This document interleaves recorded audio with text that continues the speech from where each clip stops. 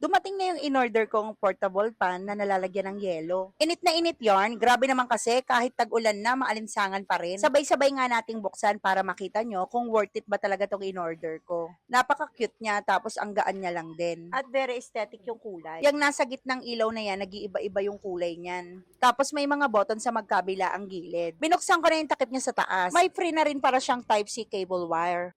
So, naglagay na ako ng yelo kaya masusubukan na natin yung lamig niya. Kung effective ba talaga to at kung worth it yung binayaran ko. Press 1 na yan yung pinakamahina. Timplahan muna natin siya bago lakasan. Ayan na, lumalamig na siya kahit papano. Andito pala sa likod yung on and off niya, pati yung charging.